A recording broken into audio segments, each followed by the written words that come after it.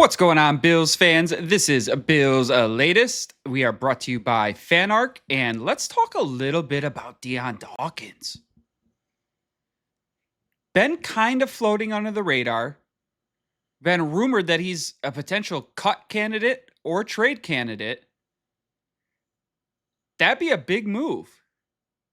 I don't know how many people pay attention to social media as far as on the kick side of things.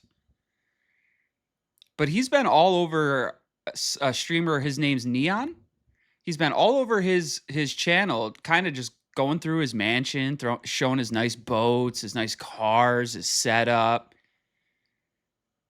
Guy's spending a lot of money. He is looking to get his name out there right now. PR team says go for it. Get out there. You're likable by the fans. Get on some of these streams. Get in front of some of these younger generations, and I bet you get a bigger paycheck. Because that's what it feels like's going on now. I'm starting to wonder if Dawkins will be with the Bills. And that's your blind side. His play has definitely been trending down the last year. But that's a big move.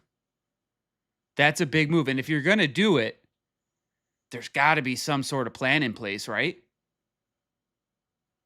But to see him all over social media, just flaunting all of his things,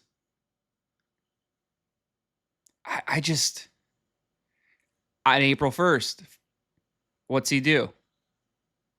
Puts out a tweet saying that he's joining the Dolphins. Sure, it was April 1st. A perfect cover, if you will, to say what you want to say out loud and have everybody think it's a joke. Perfect cover. I don't know if I could be 100% thinking way too deep into that.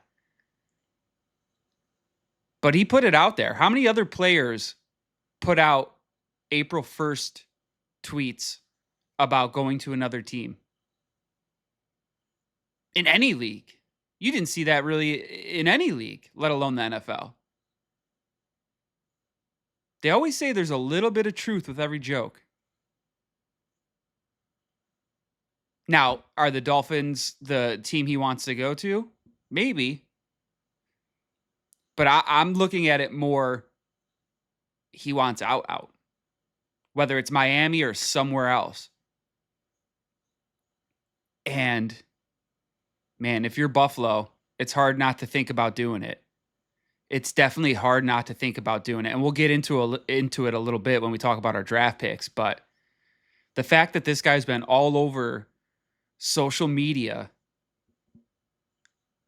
and acting, putting out those April 1st jokes, and I just think the time might be to just let him go. Not let him go, but ship him off, get some things, and we'll see what goes from there. But I just don't know. But enough about the social media rumors. Let's talk a little bit about Omar Cooper Jr. So he has met with the Bills. This guy was a stud for Indiana. When is the last time you've ever heard anybody say Indiana, national champions? Going to have the first overall pick in Mendoza. They got a wide receiver that's going to go in the first round. The kid's good. 6 foot, about 200 pounds.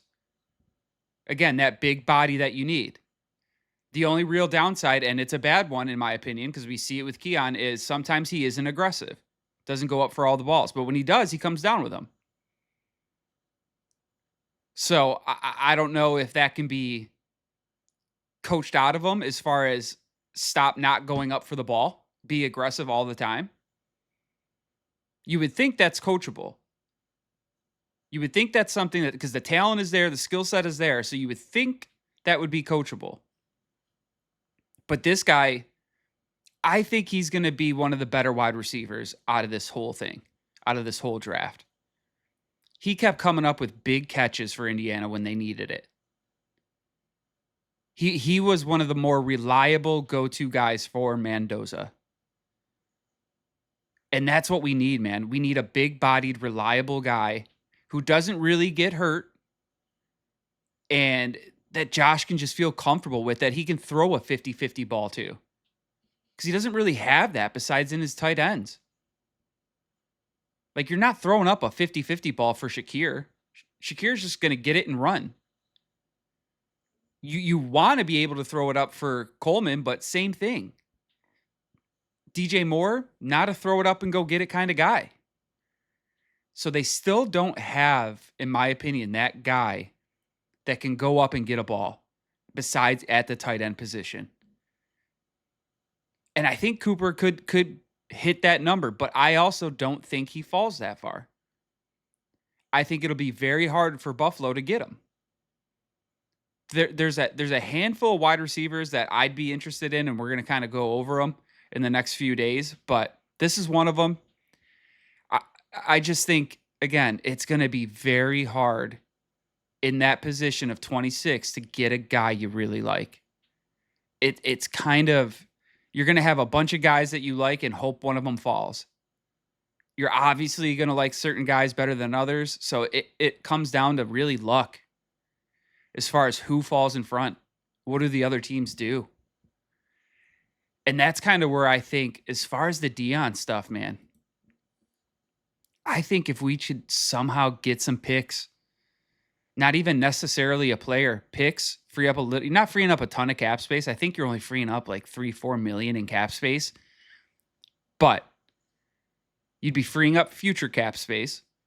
You could draft in this position. They've already looked at a guy out of Florida, Austin Barber. He's been already in with Buffalo. I think your picks are so shit this year. You already traded away that second rounder. Why not try to get more picks?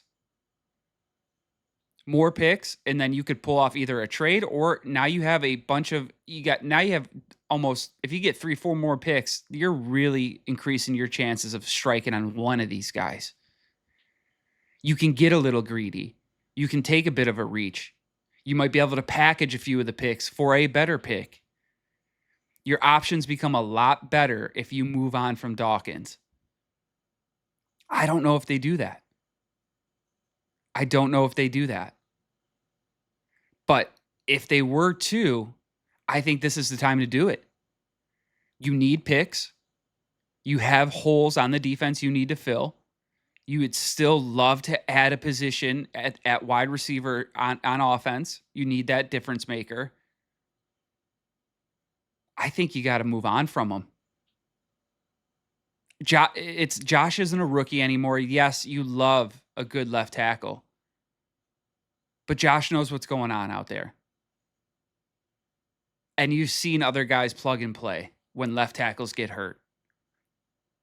It's not the end of the world if you lose a left tackle. But that's why I have to do it. I think I'd have to try to get a decent amount of picks for him. If I could get a player that I need for him, awesome. I just don't know if you can. But I would 100% be looking to package him. Or get a package for him, I should say. Because if you can just reload and re-up all of your picks, you could do some damage. You might be able to move back into the second round and not have to wait to the third round. I would, at this point, I'd rather get rid of that first round pick and have 2 second rounds. Hands down. That 26 pick is already looked at as a second round pick. Why not have 2 of them? Again, I don't even think the guy you really want is going to be available at 26. So if we're already kind of there as far as gambling, why not gamble? Move back, try to get a second round pick, try to trade Dawkins for another second round pick, maybe even a first round pick. Doubtful, but maybe. Probably more like a third and a fourth, but still. You're getting ample opportunity now to take chances on guys. And that's what this team has to do given the cap space. Again, even if you get rid of Dawkins, it's only freeing up about $3 million, which helps. And there's still some room to be had, but still, I think it's the thing to do. My question is, I wonder if Bills Mafia, because he is a fan favorite. He is an absolute fan favorite. No doubt about it. Has been good most of his career. Really only slid last year. How would you guys feel about getting rid of Dawkins? If that meant you got value for him, you got some picks. I'm very curious. Again, I already said where I stand. I would probably do it because I need the picks. I have so many holes on my defense, a couple holes on offense that I would love to shore up. I'm doing it. I am doing it. Not to mention, you get those extra picks. Now you have some leverage with other teams that are looking to rebuild. Now you might be able to throw in a few picks and a Keon Coleman for a DK Metcalf or for a Dexter Lawrence. You just got more opportunity to go out and get the guy that we all know we need. We need the guy that can win today, not maybe in a year or two. And there's only a few of those being drafted, and they're pretty much gone by 15. The rest is kind of gamble. But that has been it for today's Bills latest, folks. I'd love to hear your opinion on Dion. We'll be back with more wide receiver stuff for you guys tomorrow. Again, we're brought to you by FanArc. We hope you hit that like and subscribe button. And again, thank you guys so much for watching.